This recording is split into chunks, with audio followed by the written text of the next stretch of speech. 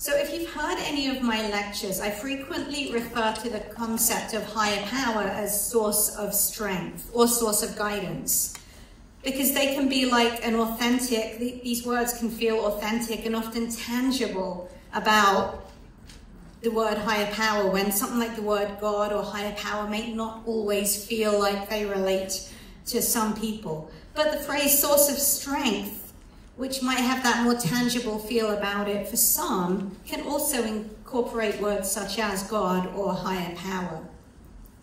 Source of strength can also be abbreviated as SOS.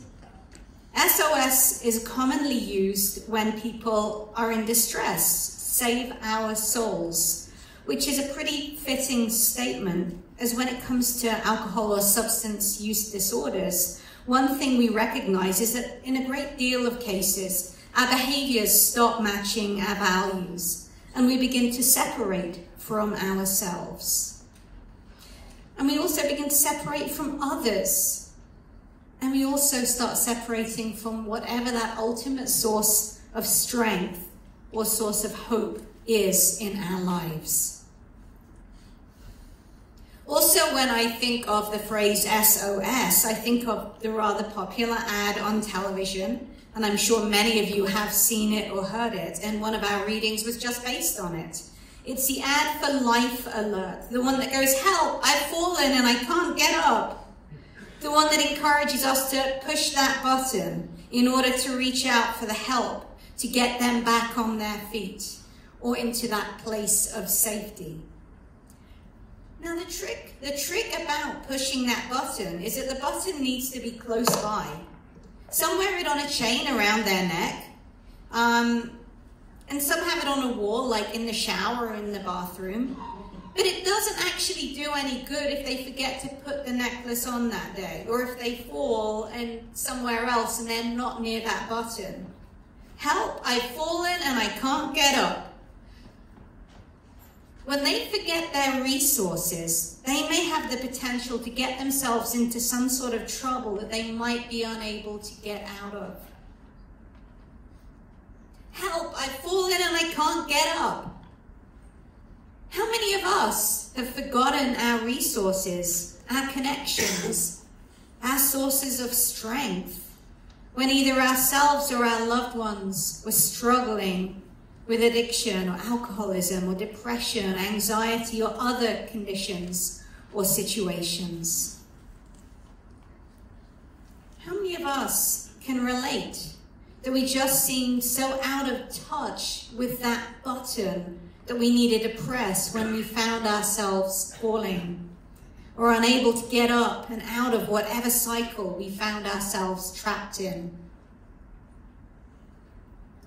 How many of us experienced feeling trapped in this cycle of needing to look like everything was okay, that we were good, that if we didn't hide what was really going on with us, people would judge us and push us anyway? The trap of shame, of secretly hiding all my emotions, as the acronym says.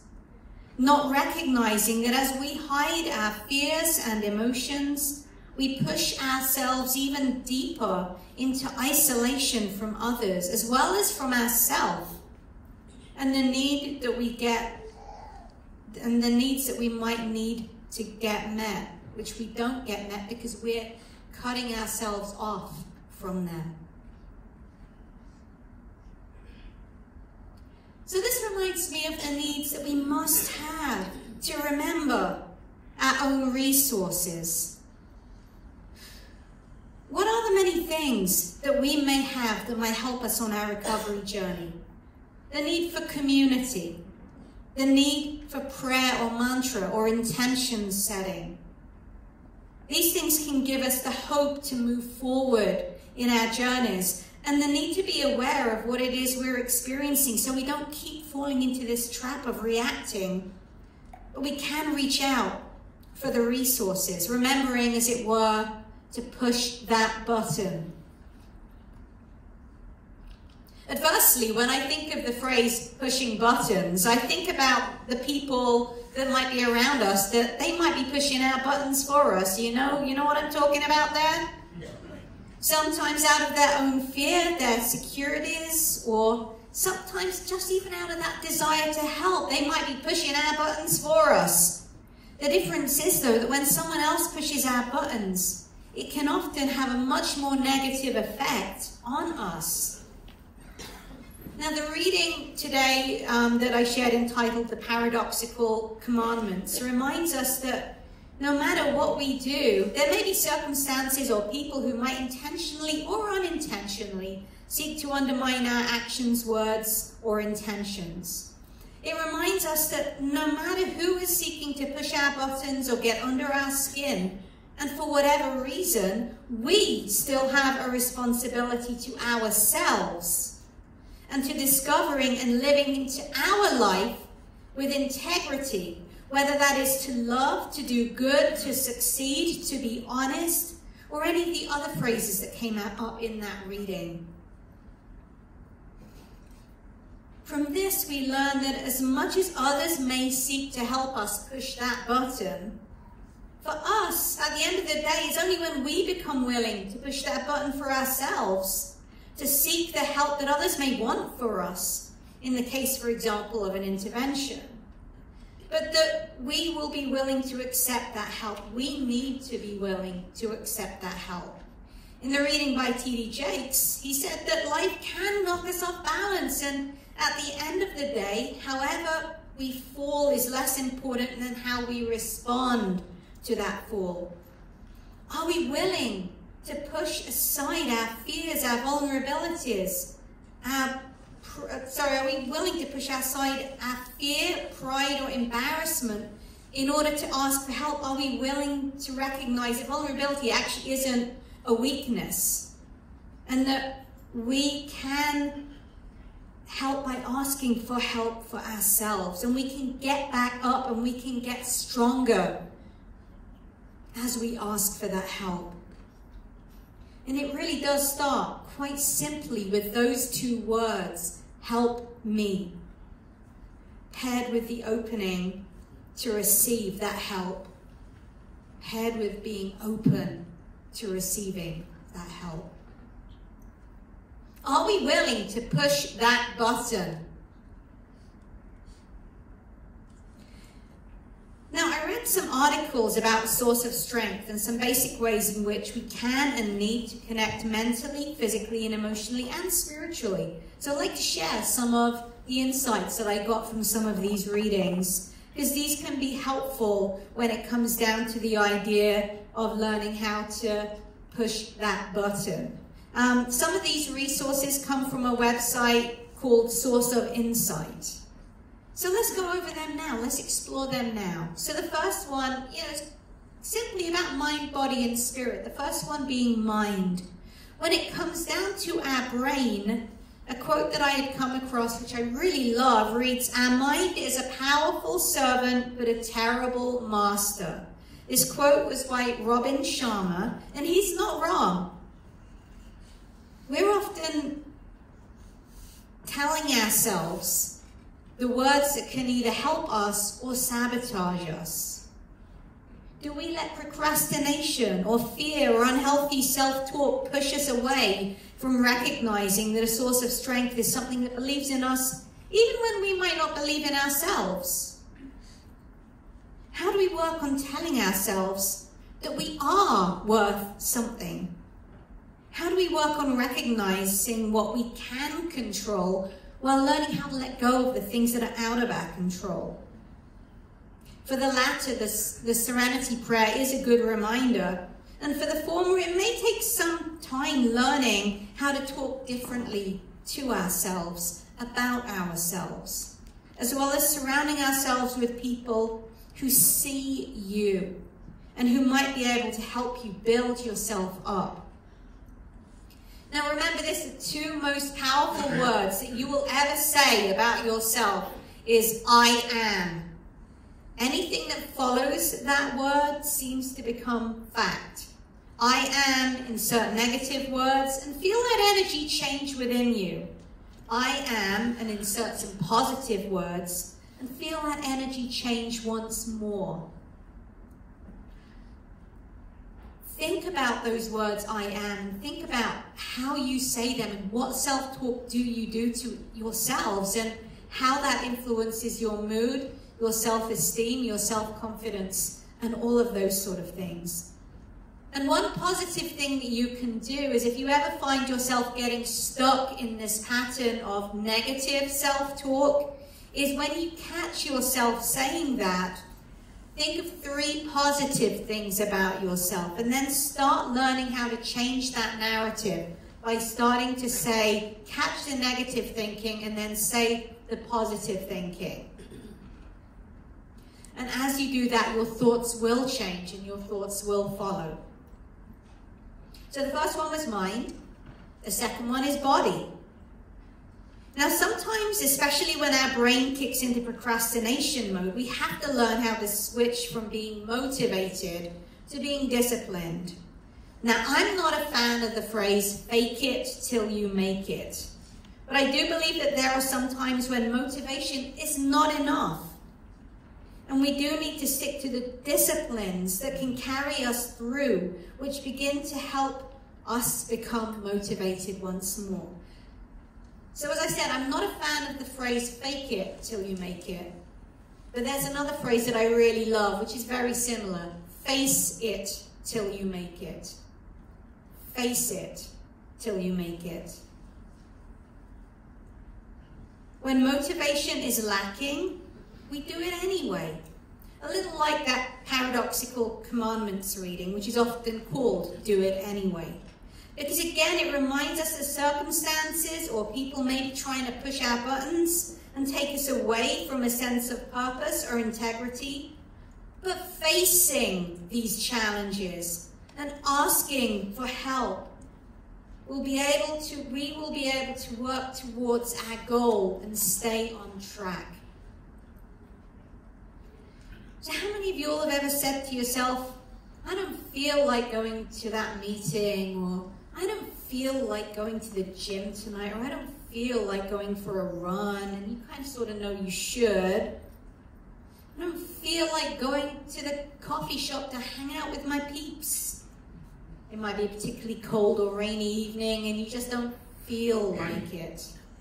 But often when we get caught in that trap, we often regret it afterwards. Like, oh, I should have gone. We start shooting all over ourselves, you know?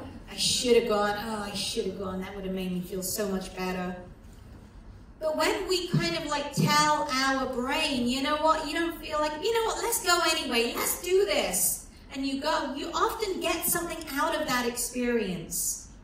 So that is where this phrase comes in.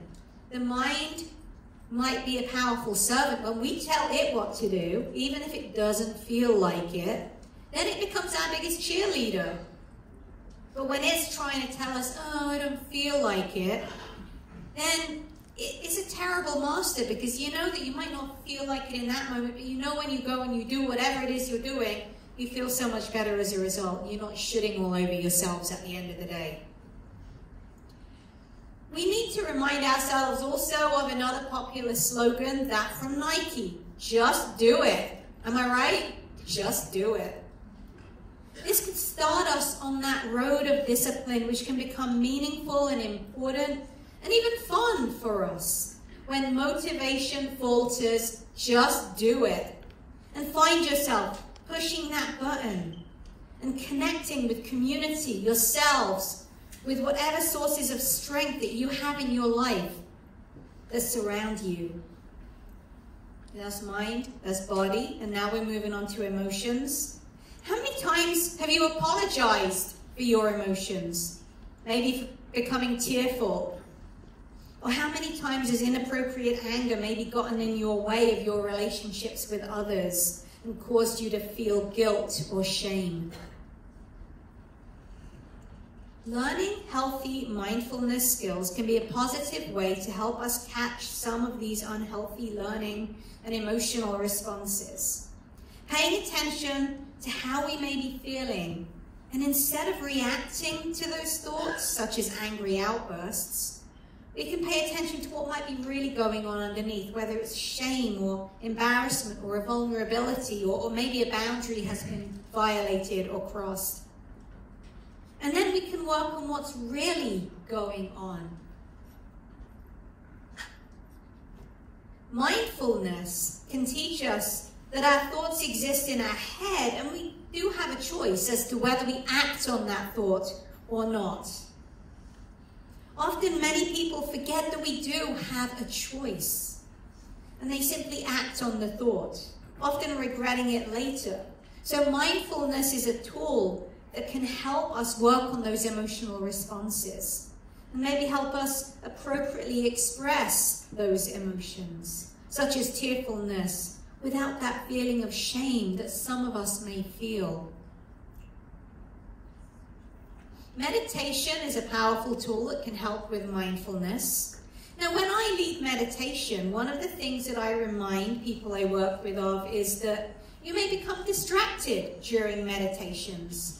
Now, I want to see a show of hands. How many of you all here get distracted during meditation? All right, it's a pretty common dynamic. All right, show of hands again. Let's just stick your hand in. Look around, just look around, everyone. You see, like practically everyone's got their hand in the air, if not everyone.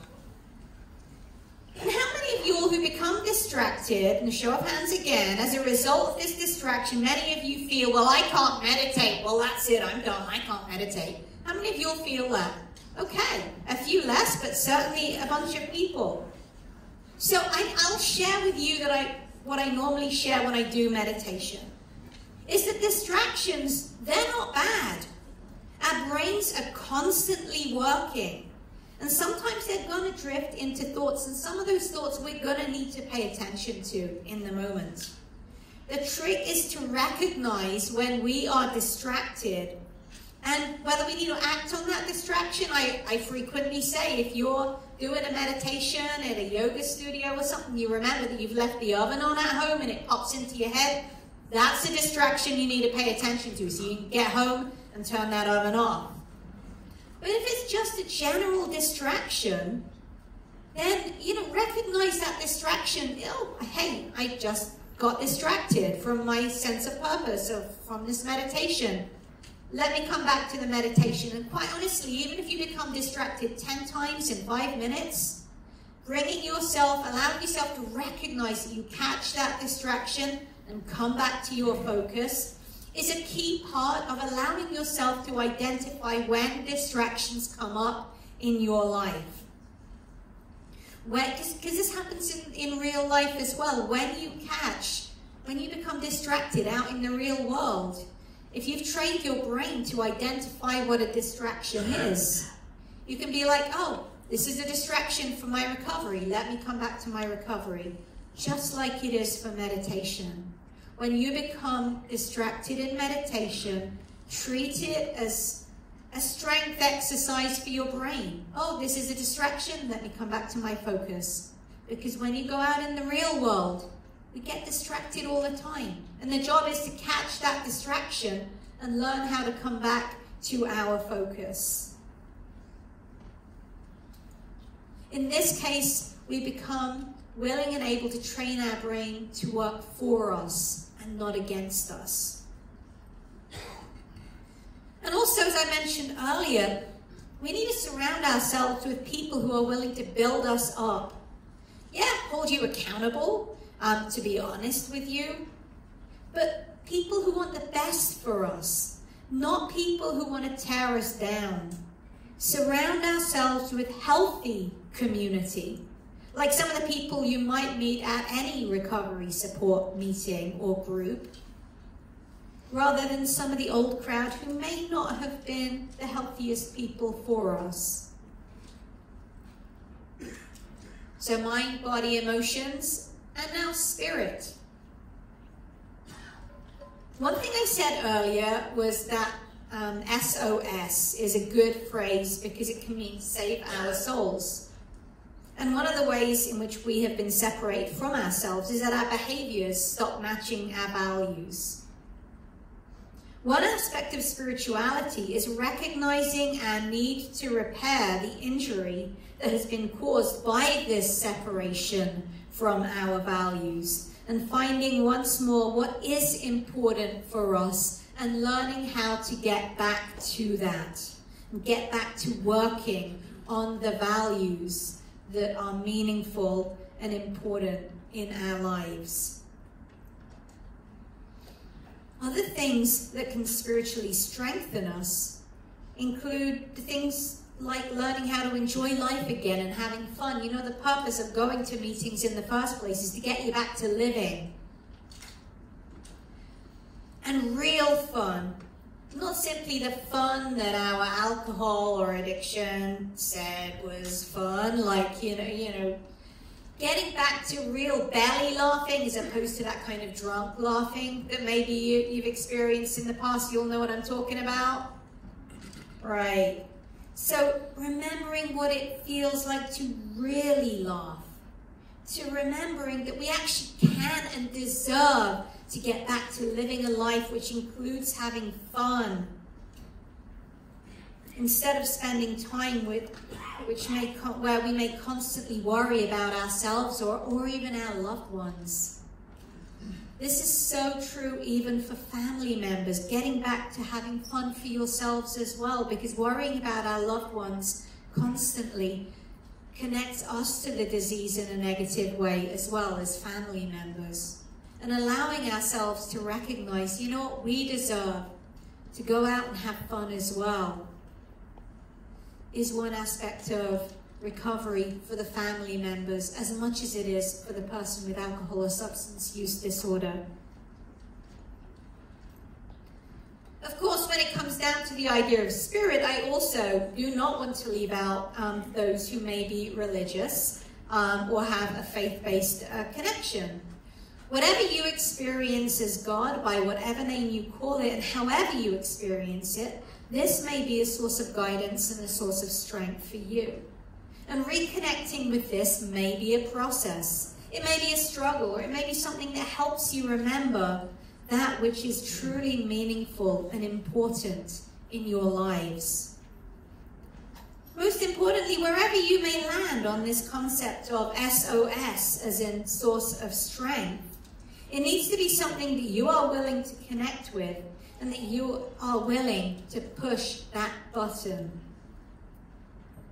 By going to the meeting, surrounding yourselves with community, if that's where you find your strength, by praying to whatever God you claim, if that's where you find your source of strength, or by repeating mantras that can be grounding and centering, if that's where you find your source of strength, or by journaling or going for a hike in nature, if these are places that you find to be your source of strength. And the list can go on and on and on. There are so many other SOS tools that I haven't mentioned on this list. Ultimately, wherever you feel an authentic sense of connection, be willing to explore it and learn what it wants for you. And be willing to work on learning how to be a believer, and then shifting to having faith, to having trust in whatever this source of strength is.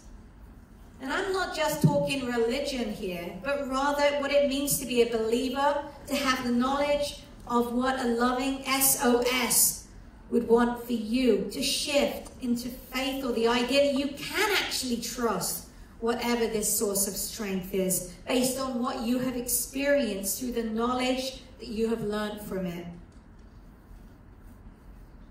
A friend's mantra says, if it's not loving, if it's not life-giving, it's not from God. Insert SOS. If it's not loving, if it's not life-giving, it's not a source of strength.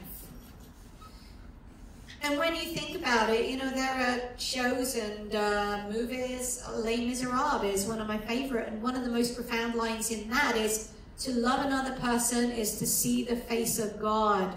When we think of God, maybe in a religious understanding or maybe in a non-religious, we can understand it as love. What is the loving thing to do? How can love, real love, not the abusive love that some of us have experienced, how can that be a source of strength? And let's be real. Are drugs loving? Has alcohol ever been loving to you? Have they given you life? Or have they taken life away from you? Have they taken people you love away? Have they separated people from their families? Have they separated people from their values? If it's not loving, if it's not life-giving, it's not a source of strength, and ultimately will not save our souls. SOS.